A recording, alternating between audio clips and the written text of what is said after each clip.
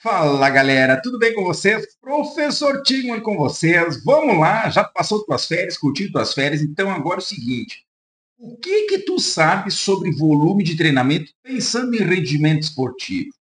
Já se perguntou, é melhor treinar mais ou treinar menos nos treinamentos complementares? Vamos lá, tu tem a tua equipe de futebol e tu quer saber se tu treinar 2 ou 3 vezes por semana na musculação. É melhor 2 ou 3?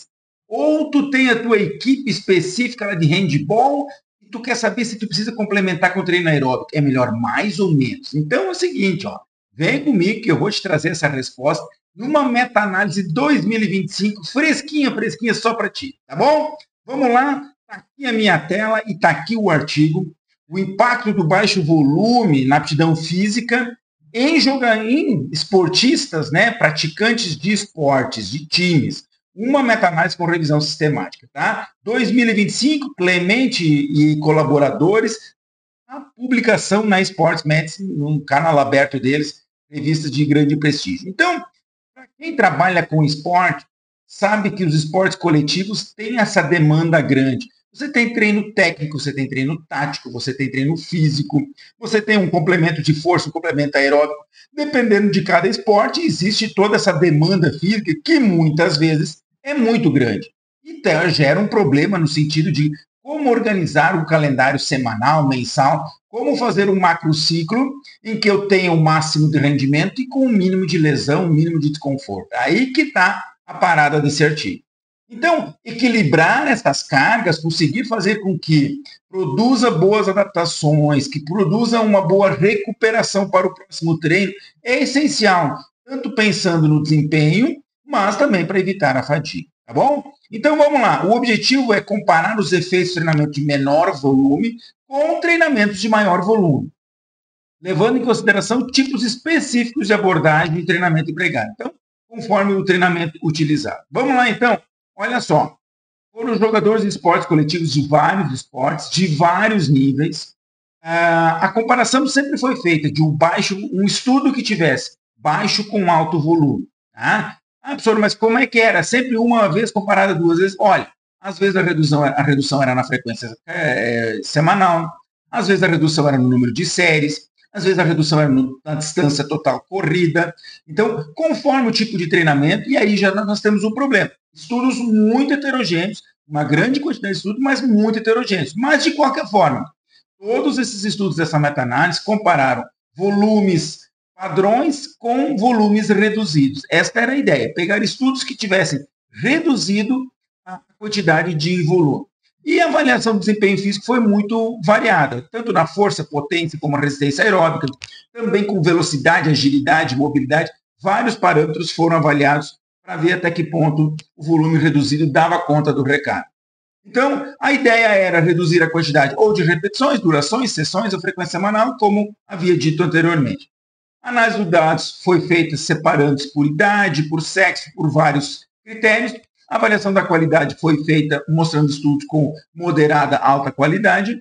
E a meta-análise só foi feita, a meta-análise, a parte estatística do estudo só foi feita quando tivessem 3 ou mais estudos envolvidos em cada um do objetivo específico. Aqui eu botei um print do artigo, onde traz quais são os esportes que eles procuraram. Então, futebol, que aqui é o futebol americano, futebol, soccer, futsal, handball, voleibol, vários esportes. Olhando na descrição dos artigos, eu vou deixar o link do artigo aqui, importante que tu acesse ele se você tiver interesse. A grande maioria dos esportes analisados foi com o futebol, o nosso futebol brasileiro, futebol mundial. Tá? Então, a maioria dos estudos aqui, a gente está falando de futebol. Gente, vamos para os resultados. Eu só espero o seguinte, antes de explicar isso aqui, tu está inscrito no canal e tu está curtindo o conteúdo, né? Então dá um likezinho, dá uma forcinha e tamo junto nessa. Olha só, aqui nós temos todos os estudos e aqui nós temos sempre a variável que foi medida. Então, a primeira variável aqui é a agilidade, depois a resistência cardiovascular e assim vai indo. Aqui nós temos o resultado individual de cada estudo e sempre que chega no losango, a losango é a média destes estudos aqui. Tá? Então, estão vários losangos aqui. Lembrando que uma meta-análise, para quem já me acompanha, sabe como analisar, mas a meta-análise é um resumo de vários estudos, em que a gente tem o ponto zero, a linha zero, e diz que se esse losango aqui tocar essa linha zero, é porque a diferença não foi significativa. É uma diferença tão pequena que não deu diferença entre fazer de um jeito ou de outro. E aí você tem que sempre olhar qual é o lado que você está observando. Então aqui você tem um high volume, volumes altos, e aqui você tem um low volumes, que é volumes baixos. Então, para que lado está indo ou se está no meio. E como você já está observando, você já chega isso que é esperto, você que acompanha o canal que é ligado, já está ligado no resultado principal. Então, eu só vou confirmar contigo, olha só. Os estudos envolvendo a variável agilidade não encontraram diferença entre fazer mais volume ou menos volume. Envolvendo resistência cardio da mesma forma, salto horizontal, salto vertical e salto em profundidade também não houve diferenças estatísticas. Ainda, velocidade de 10 metros, sprint de 10 metros, sprints de 20 e 40 metros e força máxima, também não houve diferença. Quando a gente analisa todas as variáveis de todos os estudos, se conclui que não houve diferenças significativas no desempenho dos atletas quando foram feitas reduções de volume de treinamento. Olha só que legal isso aqui, gente. Não houve diferenças, não diminuiu o desempenho do atleta nesses diferentes parâmetros quando o volume foi reduzido, um dia, algumas séries, etc, etc e tal. Tá bom? Então, trazendo um pouco ainda numa análise mais qualitativa, 5 estudos pensando em força e potência muscular. 5 estudos analisaram a resistência e a potência muscular, né? Resistência aqui é força de resistência, mostrando que menor volume, metade das repetições ou sessões reduzidas, produz adaptações similares a maior volume. Dá para reduzir volume. Ainda, treinamento aeróbico. 2 estudos compararam o treino de corrida de alto e baixo volume, a redução da carga total, mantendo a intensidade, importante que se diga isso, né? A sobrecarga não é só volume, ela também é intensidade, mostrou que não prejudicou a capacidade aeróbica. Olha que legal. E por último, o treinamento misto ou combinado, né, ele pode ser uma boa estratégia de tapering, que é uma estratégia de redução de volume momentânea. E isso faz com que melhore a recuperação e o desempenho na competição. Então, olha só que bacana. Aqui, vou trazer mais, logo vou trazer para vocês. Então, assim, menor o volume pode ser tão eficaz quanto maior o volume, especialmente em força e resistência. Dá para reduzir que o resultado vem. Tapering mais acentuado pode favorecer uma supercompensação. Isso aqui é uma coisa de lógica de treinamento que eu já falo há muito tempo, né, gente? Reduzir volume em determinadas épocas é interessante para poder fazer uma recuperação plena e melhorar o seu desempenho.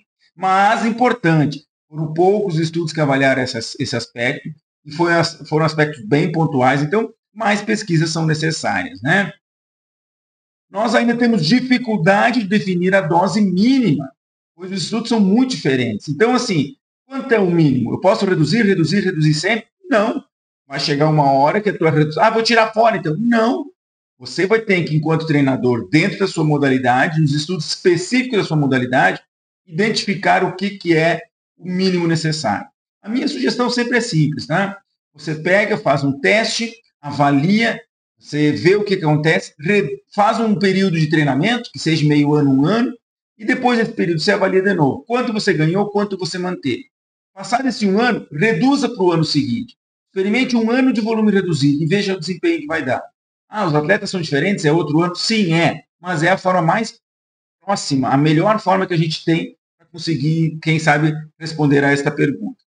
E como aplicação prática, né, treinadores podem reduzir o volume sem comprometer o desempenho, adaptando as cargas ao treino, ao calendário competitivo. Então, isso é o que nós estamos falando, né? Volumes reduzidos têm mostrado um bom desempenho.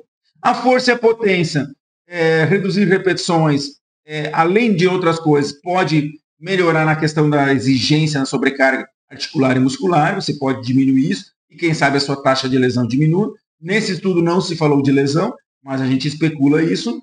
A resistência aeróbica, conseguir manter um VO2, preservar ele, é um objetivo, muitas vezes, o que se mais quer. Um atleta que já está com um bom VO2 não precisa melhorar, mas precisa manter, e aí você pode reduzir volume. Ainda, reduzir a quantidade de volume pré alguma competição é um aspecto fundamental para recuperação e desempenho. E personalizar a carga conforme o calendário é o que é. É o que há, é o que é importante de um treinador. Um treinador tem que saber mexer de dose. Um treinador que não sabe mexer em dose não é um treinador, é um achista. Então, veja bem isso. Tá bom, gente? Então, deixa eu voltar aqui para a minha tela. Um estudo muito interessante, um estudo que contribui muito na nossa formação. E o seguinte, ó, sugiro assistir os outros vídeos do canal. Tem muita coisa boa falando sobre esporte, volume de treinamento. Temos estudos específicos de volume de treinamento na área da musculação. E eu acho que você pode tirar mais coisa boa daí. Tá bom? Valeu? Vem comigo, tamo junto!